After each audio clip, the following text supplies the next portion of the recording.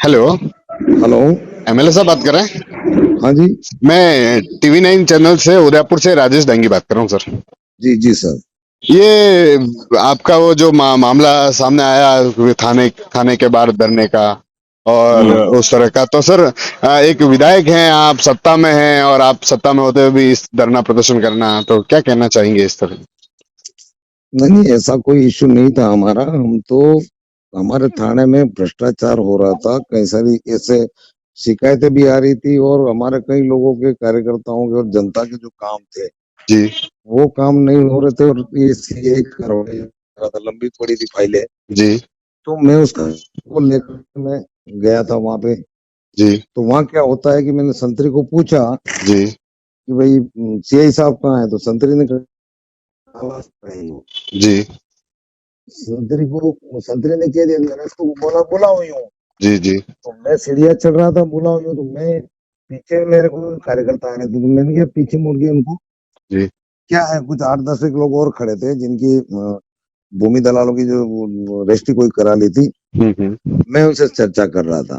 हम्म। तो वो एक महिपाल सिंह करके एक हेड कांस्टेबल था।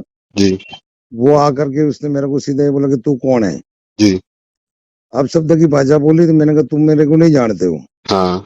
मैं कौन हूँ बताता हूँ। फिर मैं वहीं बैठ गया। मैंने कहा हम्म। तू हटेगा नहीं तब तक मैं यहाँ से जाऊंगा नहीं। जी भाई तेरे से हमने बात ही नहीं करी, चर्चा नहीं करी, तो सीधा मेरे पे वार कर रहा है। हम्म। फिर वो हम डिप्टी साहब आए, हम अंदर गए, हम्म। हमने सारी चर्चा की। तो हम्म। जितनी फाइलों के बारे में हमने डिस्कस किया, एक भी फाइल पे इसने मकोड़ा नहीं मारा। हम्म। जमीन के मामले थे, बजरी के मामले में क्या है कि उनके एजेंटों के माध्यम से पैसा लेना, जैसे जेसीबी का 18,000 रुपया, डंपर निकले तो उसका महीने का 13,000 रुपया। जी उसमें 3,000 इनका मुंशी खा जाता है, 15,000 रुपया सीए को जाता है। जी। 13 में से 3,000 इसका ड्राइवर खा जाता है और 10,000 सीए को जाता है। हम्म। इसके लिए मैंने कई बार सीए को इंगित किया जी कि ये दलाल क्यों आके बैठते हैं। रोजाना दलाल यहाँ घूमते हैं और वहां सर क्या है कि जो भी आदमी, कोई फरियादी होगा, कोई मुलजिम होगा, तो उनको पकड़ के वो वकालत कर लेते हैं और उनसे 10-20 हजार रुपया ले लेते हैं, सीए इनको स्टे देता है। तो हम्म। इस बात को लेकर के हमारा काफी जिद। मैंने कहा आप ऐसा करोगे तो हम आपको इसमें कुछ भी हम, तो एक भी संतोषप्रद जवाब वो नहीं दे पाया। हम्म। ये हमारी परेशानी है और इस बात को लेकर के कई गरीबों के मामले थे और सबसे बड़ा मामला तो बजरी का था कि मैंने कई बार बजरी रोकने का और खनन रोकने का निवेदन किया। हमारी सरकार है, हमने कई बार कहा कि आज का जी बंद कराओ मशीनें जो अवैध खनन हो रहे हैं। तो उल्टा जा करके उनका ड्राइवर और उनका मुंशी जा करके कि आप अपनी किस्तें जमा कराओ नहीं तो हम बंद करा देंगे। जी। ये भी लोगों तो जनता तो हमारी, सब जो पैसे लेंगे तो वो तो हमको तो बताएंगे। हम्म।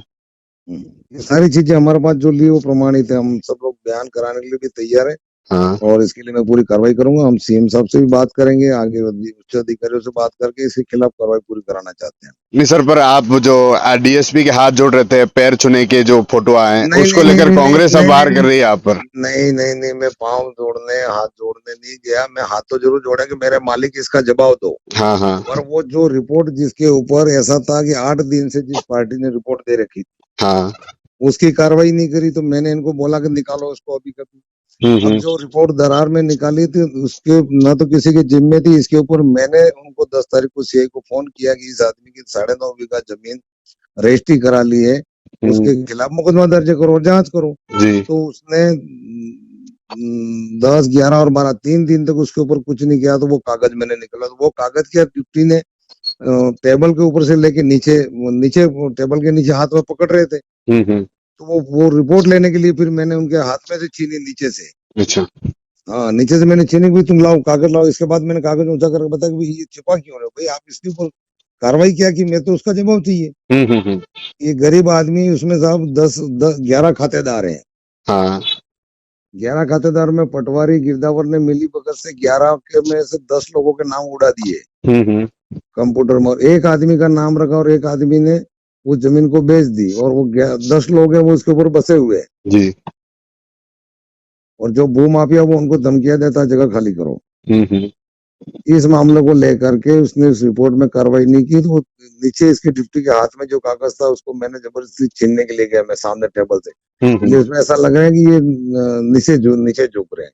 नहीं पर सर अब कांग्रेस कह रही है कि आप सत्ता में हो तो भी ये हालत है, तो विपक्ष वाला विधायक क्या करेगा? सर अब ये तो सभी की तो मैं बात नहीं कर सकता, लेकिन हमारे यहाँ जो एक अधिकारी लगा था उसकी जो कमजोरियां थी उसको मैंने निकालने के लिए और उसको जग जाहिर करने के लिए मैंने ये कदम उठाया, क्योंकि भ्रष्टाचार में एक आदिवासी नेता हूँ, हमारे पिछड़ा हुआ क्षेत्र है हाँ। और हम आदिवासियों को लूटते हुए नहीं देखना चाहते हैं, क्योंकि हम तो खुद ईमानदारी से काम करते हैं और हमारे 40 साल की राजनीति पे हमारे पे कोई भ्रष्टाचार की उंगली उठा नहीं सकता। हमारा एक रिकॉर्ड है कि आप भी पता कर लीजिए, गढ़ी विधायक का अगर कोई भी इंसान ये कह दे कि कभी किसी से एक पैसे की मांग रखी हो, कोई अधिकारी कह दे, कोई कर्मचारी कह दे, हम ये काम करते ही नहीं है।